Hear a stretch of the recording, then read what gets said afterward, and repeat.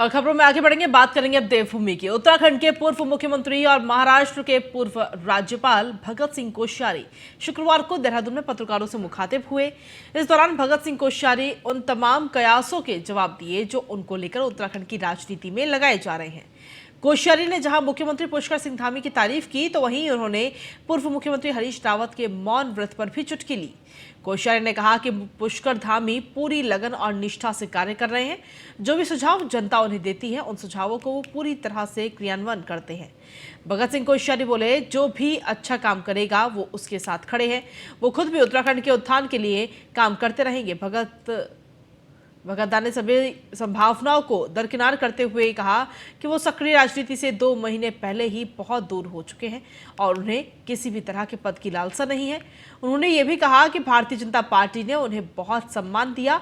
वहीं राज्यपाल रहते हुए महाराष्ट्र की राजनीति में आए संकट पर भगत सिंह कोश्यारी ने कहा कि पूर्व मुख्यमंत्री उद्धव ठाकरे सनातनी स्वभाव और सरल व्यक्तित्व के धनी हैं। उनके इसी स्वभाव के कारण उनकी पार्टी टूटी है। देखिए, मैं अब ये जो सक्रिय राजनीति है उससे दूर हो गया, पहली बात। दूसरी बात, जिस भारतीय जनता पार्टी ने मुझे इतना सम्मान दिया है, इतने अवसर दिए हैं, तो दूसरे की बात तो सपने में कोई नहीं सोच सकता है। देखिए, चुनावों के दौरान पार्टी विरोधी काम करने वाले कार्यकर्ताओं की भारतीय जनता पार्टी ने लिस्ट तैयार की है और ऐसे कार्यकर्ताओं पर बीजेपी जल्द ही कार्रवाई करने की तैयारी में है। प्रदेश प्रभारी दुष्यंत गौतम ने ये बात कही। उनका कहना है कि बीजेपी संगठन स्तर पर दायित्व को लेकर फाइनल तैयारी चल रही है और सभी के साथ बैठकर जल्द ही नाम फाइनल कर लिए जाएंगे। लेकिन ऐसे कार्यकर्ता जिन्होंने चुनाव के दौरान पार्टी विरोधी काम किया है, उनको इस लिस्ट से दूर रखा जाएगा और उन पर कार्रवाई भी होगी। लोकतंत्र है, कोई किसी को लिस्ट नहीं देता, मिलकर बैठकर लिस्ट बनाई जाती है। तो मिलकर बैठकर लिस्ट बनेगी। सभी अनेकों अनेक कार्यकर्ता जो वर्षों से पार्टी का योगदान कर रहे हैं, पार्टी को आगे बढ़ाने का काम कर रहे हैं, उस पर ध्यान दिया जाएगा। साथ साथ अभी जो चुनाव गए हैं, इसमें किसी ने भी पार्टी विरोधी काम किया गया, उनको कोई भी स्थान नहीं दिया जाएगा। कब तक संभावना है सर? होली से पहले उम्मीद है या थोड़ा और इंतजार करेंगे? संभावना, मैं भी संभावना के लिए आया हूँ। मुझे भी उम्मीद है कि पहले हो जाएगी, अगर नहीं होगी तो बाद में हो जाएगी जल्दी। ये वहीं आने वाले लोकसभा और निकाय चुनाव के लिए प्रदेश बीजेपी ने अभी से ही बिसात बिछानी शुरू कर दी है। आगामी चुनाव की रणनीति के लिए भाजपा बूथ स्तर पर काम कर रही है, जिसको लेकर शुक्रवार को भाजपा प्रदेश मुख्यालय में बूथ सशक्तिकरण केंद्र अभियान को लेकर अहम बैठक की गई। बैठक में प्रदेश के 152 सदस्य शामिल हुए, जबकि प्रदेश प्रभारी दुष्यंत गौतम व बूथ सशक्तिकरण की प्रदेश प्रभारी सरोज पांडे ने सभी कार्यकर्ताओं को बूथ मजबूती के गुर सिखाए। प्रदेश अध्यक्ष महेंद्र भट्ट ने बताया कि आगामी दिनों में बूथ स्तर पर पन्ना प्रमुख बनने हैं और जिस पर विचार मंथन किया गया। साथ ही शक्ति केंद्र पर राष्ट्रपति के अभिभाषण को भी पढ़ा जाएगा, उसको लेकर भी चर्चा की गई। बूथ प्रबंधन की हमारी बैठक है और हमारे प्रदेश के प्रभारी आए हुए, हमारे नेतृत्व आया हुआ है। दोनों विषय हैं। मुख्य रूप से हमारा आगामी दिनों का बूथ केंद्र पार्टी को मजबूत करना है, हर बूथ पर पन्ना प्रमुख बनना है, सारे विषय की चर्चा होगी। इसके साथ साथ महामहिम राष्ट्रपति जी का अभिभाषण है और अभिभाषण को हम शक्ति केंद्र पर ले जाएंगे, क्योंकि केंद्र की उपलब्धियाँ हैं। इसके साथ साथ एक कार्यक्रम हमारा राज्य सरकार प्रौद्योगिकी विषय पर भी खबर रखेगा। उस कार्यक्रम स्वरूप की सूचना वो कैसे बने, सारी चर्चा आज की बैठक में होगा। वहीं मुख्यमंत्री पुष्कर सिंह धामी एक बार फिर अलग अंदाज में नजर आए। चंपावत दौरे पर मुख्यमंत्री पुष्कर सिंह धामी सड़क किनारे चाय की चुस्कियां लेते हुए नजर आए। सीएम धामी के इस अंदाज के सभी लोग कायल हैं। दरअसल मुख्यमंत्री पुष्कर सिंह धामी चंपावत भ्रमण के दौरान शुक्रवार सुबह मॉर्निंग वॉक पर निकले। इस दौरान सीएम धामी सर्किट हाउस से ब्लॉक रोड स्थित नित्यानंद जोशी की चाय की दुकान पर पहुंचे और सबसे पहले सूर्य नमस्कार किया और फिर चाय की चुस्की ली। उसके बाद उन्होंने दुकानदार नित्यानंद जोशी और अन्य लोगों से बात करते हुए उनका हालचाल जाना, साथ ही सरकारी योजनाओं, कार्यक्रमों और विकास कार्यों पर चर्चा की। इसी दौरान वहां मौजूद बालक रियांश से मुख्यमंत्री बातें और दुलार करते नजर आए। इसके बाद सीएम धामी नागनाथ वार्ड पहुंचे, जहां पानी भर रही महिला से बातें की और पेयजल की स्थिति के बारे में जाना। जिस पर महिला ने मुख्यमंत्री को बताया कि पानी नियमित आ रहा है। उसके बाद मुख्यमंत्री मुख्य बाजार होते हुए गोरलचोड़ मैदान पहुंचे और मुख्य बाजार में उन्होंने दुकान स्वामियों से भी बात की, उनका हालचाल भी जाना। इस दौरान गोरलचोड़ मैदान में मुख्यमंत्री धामी वहां विभिन्न खेल प्रतियोगिताओं की प्रैक्टिस कर रहे युवाओं से भी बातें की, उनका हालचाल जाना, उनका उत्साहवर्धन करते हुए उज्जवल भविष्य की कामना की।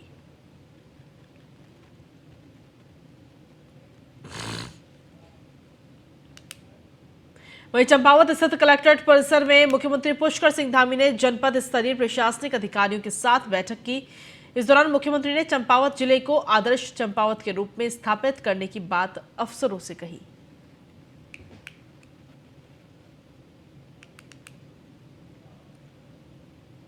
प्रदेश के कृषि एवं कृषक कल्याण मंत्री गणेश जोशी ने शुक्रवार को लक्सर में प्रधानमंत्री किसान सम्मान निधि योजना के 4 साल पूरे होने पर बीजेपी किसान मोर्चा द्वारा आयोजित कार्यक्रम में बतौर मुख्य अतिथि हिस्सा लिया। इस अवसर पर लक्सर पहुंचने पर बीजेपी किसान मोर्चा के पदाधिकारियों एवं पार्टी कार्यकर्ताओं ने गणेश जोशी का भव्य स्वागत किया। इस अवसर पर मंत्री गणेश जोशी ने अपने संबोधन में कहा कि भारत एक कृषि प्रधान देश है। देश के आर्थिक विकास एवं उन्नति में कृषि की महत्वपूर्ण भूमिका है।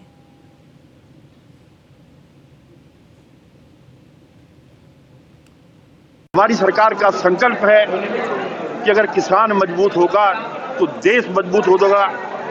आज किसानों को मजबूत करने की आवश्यकता है और आज किसान सम्मान निधि के माध्यम से इस प्रकार केंद्र की सरकार ने किसानों की मदद की है।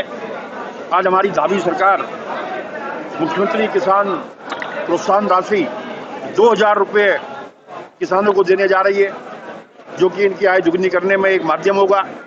अभी 73 करोड़ की व्यवस्था हमने कैबिनेट से पास किया है, मिलेट मिशन के लिए किया है।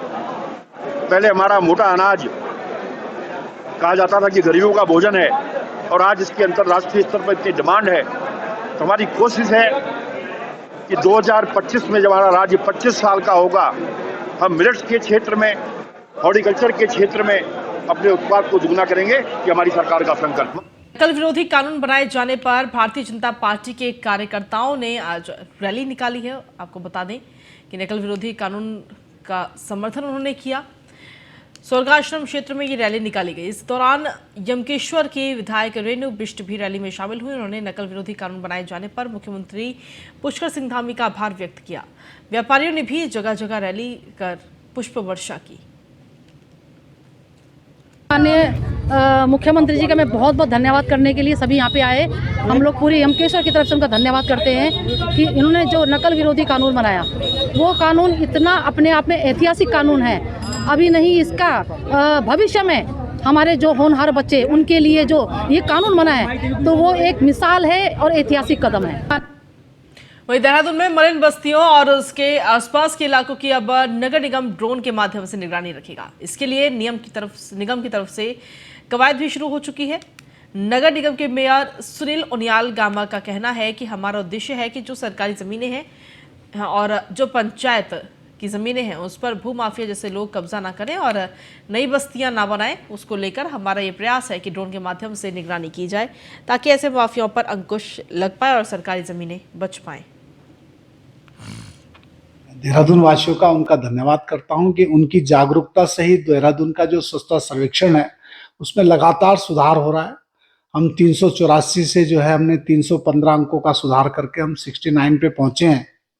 तो ये देहरादून की जनता जागरूक हुई है और मैं सभी शहर वासियों से अनुरोध करना चाहता हूं कि हमारा शहर जो है साफ सुथरा हो, हमारा शहर स्वच्छ दून सुंदर दून का जो शहर वासियों का नारा है वो जो है तभी साकार होगा जब सब लोग जो है इसको सफाई को अपनी जिम्मेदारी समझेंगे और अपनी जिम्मेदारी समझ के जो सफाई है हमारी, जो हमारा गीला कूड़ा है, जो सूखा कूड़ा है, जो हमने डस्टबिनें दी हैं, जो डस्टबिनें हैं उसमें अगर कूड़ा डालेंगे तो निश्चित रूप से हमारा स्वच्छता सर्वेक्षण जो चल रहा है भारत सरकार का, उसमें जो है देहरादून के अच्छे परिणाम आएंगे, अच्छी रैंकिंग आएगी और नगर निगम भी इसके लिए प्रयासरत है कि हमारी देहरादून की रैंकिंग में सुधार हो।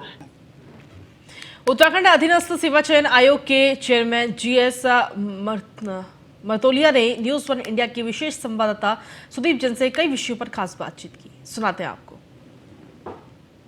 उत्तराखंड में लोक सेवा आयोग द्वारा 2 परीक्षाएं निर्विघ्न रूप से संपन्न करा ली गई हैं। अब यूकेएसएससी में भी अगली परीक्षाओं की तैयारी चल रही है। यूकेएसएससी के चेयरमैन मारतोलिया सर हमारे साथ हैं, इनसे बातचीत करेंगे। सर, कल आप लोगों ने दरोगा रैंकर परीक्षा को लेकर जो विवाद था उसको खत्म करते हुए परिणाम जारी कर दिया है। हालांकि आप लोगों ने 7 दिन का समय भी दिया है कि किसी को कोई आपत्ति हो तो दर्ज करा सकता है। अब इसमें आगे किस प्रकार से यूकेएसएससी आगे बढ़ रहा है? युवा बड़ी उम्मीदों से यूकेएसएससी की ओर देख रहे हैं। नहीं, सब इंस्पेक्टर रैंकर का हमने कल भेज दिया है और सप्ताह भर के अंदर सब उनका रिजल्ट फाइनल हो जाएगा। उसके बाद हम बाकी एग्ज़ाम को भी आगे बढ़ा रहे हैं। और जो सबसे महत्वपूर्ण काम हमारा है, जो 3 एग्ज़ाम हम लोगों ने दोबारा कराना है हमें, जिसमें स्नातक स्तरीय है और वन दरोगा है और सचिवालय रक्षक है, उसके बारे में हम मार्च 15 के बाद अपने कैलेंडर जारी कर रहे हैं। और 15 तारीख के बाद हम लोग सेंटर का वेरिफिकेशन, उसके बाद एडमिट कार्ड का वेरिफिकेशन, जिन लड़कों ने बदमाशी की जो नकल में पकड़े गए उनको रिवार करना, उनकी लिस्ट हमने तैयार कर ली है वो। उसके बाद हम लोग मई फर्स्ट वीक में उम्मीद ये कर रहे हैं कि अप्रैल 2nd या 3rd वीक में कि हम सचिवालय रक्षक का एग्ज़ाम सबसे पहले कराएंगे। उसके बाद वन दरोगा, उस लास्ट में स्नातक स्तरीय एग्ज़ाम कराएंगे। और हमारी कोशिश है कि मई तक ये सारे एग्ज़ाम ख़त्म हो जाए हमारे। हम कैलेंडर शायद मंडे जारी करेंगे या आज इवनिंग तक जारी करने वाले हैं। 3 एग्ज़ाम महत्वपूर्ण हैं। उसके बाद जब ये सारे एग्ज़ाम हो जाते हैं तो उसके बाद फिर हम नए सिरे से नई व्यवस्थाओं के साथ एक फुल प्रूफ व्यवस्थाओं के साथ आगे एग्ज़ाम करने का प्रयास हम लोग करेंगे। 2 रिट भी हुई हैं हाई कोर्ट में जिसमें आपको काउंटर एफिडेविट फाइल करना है। कोर्ट में कुछ बच्चे गए, सेग्रीगेशन की मांग है और कुछ उनकी मांगे हैं। क्या आपको इस पर अब आयोग क्या कर रहा है? कोर्ट में चूंकि आपको जवाब भी देना है और आगे अब आपको परीक्षा की तैयारी भी करनी है। कोर्ट में स्नातक स्तरीय में और वन दरोगा वाले में लोग कोर्ट गए हैं कि उनका ये कहना है कि साहब जिन्होंने मेहनत किया है, जिन्होंने नकल नहीं की, उनका सेग्रीगेट किया जाए, उनको अलग करके, जिन्होंने बदमाश की, जो टेंटेड हैं, जिन्होंने बदमाशी की, उनको अलग करके, जिन्होंने अपनी मेहनत से पास हुए हैं उनका परिणाम घोषित किया जाए। वो उसका काउंटर एफिडेविट हमको लगाना है। हम लोग बहुत जल्दी कोर्ट में लगाएंगे। उसके बाद जो भी आगे न्यायालय का निर्णय होगा उसके हिसाब से करेंगे। और दूसरा मेरा एक और चीज़ मैं बताऊं कि बाकी काफ़ी युवा जो है, मैं देख रहा हूं कि कोर्ट जाने में, अभी हमारे एलटी में भी कुछ लोग कोर्ट गए हैं, जिसमें विशेषकर फिजिकल इंस्ट्रक्टरों के बारे में कोर्ट में गए हैं। उसमें एक जानकारी हमारे पास आई है, उसका भी हम वेरीफाई कर रहे हैं कि जो लोग पहले से वहाँ काम कर रहे हैं, जो गेस्ट लेक्चर के नाम से काम कर रहे हैं, उनकी कोशिश ये है कि रिजल्ट न निकले फिजिकल इंस्ट्रक्टर का, ताकि हमारी नौकरी बनी रहे। ऐसा भी प्रयास ऐसा हमारे संज्ञान में आया है। और अगर ऐसा कुछ प्रूफ होता है तो अगले वाले जब भी उसमें अदालतों में, माननीय कोर्ट में इस पर चर्चा होगी तो उस पर हम लोग ज़रूर चर्चा करेंगे। हमारी कोशिश होगी कि हम लोग समय से अपने एग्ज़ाम पूरी शुचिता के साथ, पूरी पारदर्शिता के साथ कराएं। और जो यूथ का जो विश्वास एक टूटा था उसको हम लोग दोबारा बहाल करें और एक मेहनत वाले बच्चों के साथ अन्याय न हो, इसका पूरा प्रयास के साथ अपने एग्ज़ाम को कराने का प्रयास हम लोग करेंगे। सर, एलटी कला का भी बहुत समय से जो परीक्षा का परिणाम है उसका इंतजार है, युवा परेशान है। आखिर इस पर भी क्या आप लोग कुछ निर्णय कर रहे हैं? क्या इस पर भी कुछ डिस्कशन चल रहा है? नहीं, एलटी कला में भी कोर्ट गए हैं लोग बात, तो 262 के पास करीब केसेस हैं, कैंडिडेट उसमें होने हैं, जिसमें कोर्ट में गए हैं लोग। और एक बार हो गया था डबल बेंच में, सिंगल बेंच से उनको राहत नहीं मिली, वो फिर डबल बेंच में गए हैं। और इस अभी डेट है उसकी भी मार्च में शायद। जैसे रिजल्ट हमारे पास बिल्कुल तैयार है, जैसे ही कोर्ट में जो भी ऑर्डर हों उसके हिसाब से उसको हम लोग करेंगे। उनके साथ वाकई अन्याय हो रहा है, जल्दी उसका डिस्पोजल हो जाए। संबंधित विभाग, चाहे हम लोग हों चाहे शिक्षा विभाग हो, अपना एफिडेविट लगाएं टाइम से और उस पर एक निर्णय हो, ताकि उन बच्चों के साथ भी न्याय हो सके और उनको भी नियुक्ति प्रमाण दिया जा सके। सर, नया नकल विरोधी कानून जो आया है उसे आप कितना इफेक्टिव मानते हैं और क्या आपको लगता है कि अब तक जो गड़बड़ हुई वो ये कानून रोक देगा?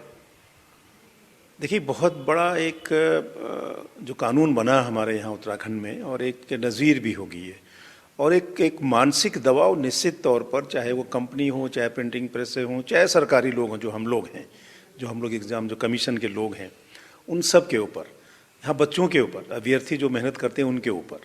बच्चों का देखिए, अगर चार्जशीट हो जाता है तो 2 साल के लिए उसको अगर हम बाहर कर देते हैं, और अगर सज़ा हो जाए तो 10 साल के लिए बाहर हो जाता है।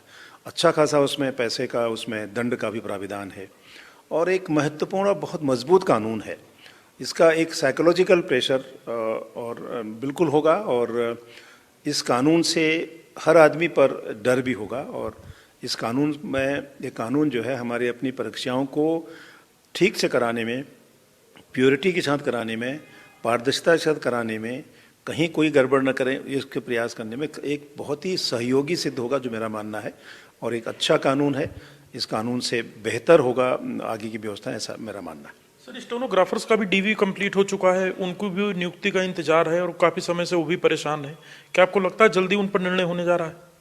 नहीं, हमारे पास टोटल 8 एग्ज़ाम थे, जिसको हमने एक समयबद्ध तरीके से उनको निकालने की हम कोशिश कर रहे हैं। हमारा एलटी में बहुत टाइम लग गया, थोड़ा सा लेट हो गए हम लोग, और रैंकर हम कल भेज चुके हैं। अब अगला एलटी है, कनिष्ठ सहायक है, फिशरीज़ वालों का है, और जो भी एग्ज़ाम है रेडियो के हेड कांस्टेबल का है, उस पर हम लोग काम कर रहे हैं। और हमारी कोशिश होगी कि हम इसको किसी भी हालत में मार्च सेकेंड वीक तक या लास्ट वीक तक ख़त्म कर दें। सर, एक मेरा अंतिम सवाल है, आयोग में भी कुछ स्टाफ की कमी है। दूसरा, क्या आपको लगता है आने वाले समय में जिस प्रकार से लोक सेवा आयोग में जो 2 पेपर लीक हुए, उसके बाद उन्होंने व्यवस्था को बदला, 2 बड़ी परीक्षाएं संपन्न हुई, यूकेएसएससी भी अपनी स्ट्रेटजी को बदलेगा, विशेषकर सिलेबस को लेकर, परीक्षाओं को लेकर, स्टाफ को लेकर और उन टेक्निकल चीज़ों को लेकर जो अभी तक जिस वजह से भ्रष्टाचार होता था, जिस वजह से मिलीभगत होती थी, वो दूर हो सकेगी? देखिए, ऐसा है कि कर्मचारी कम हैं, ये बिल्कुल मानता हूँ मैं, और कर्मचारी का पर्याप्त होना उतना जरूरी नहीं है जितना कर्मचारियों का ईमानदार होना। यूपीए पब्लिक सर्विस कमीशन के पेपर की बात अगर करें तो वहाँ सब अंदर के लोगों ने बदमाशी की, और हमारे यहाँ अंदर के लोगों ने बदमाशी नहीं की, लेकिन जो हमारे साथ जुड़े हुए संस्थाएं थे उनने बदमाशी की।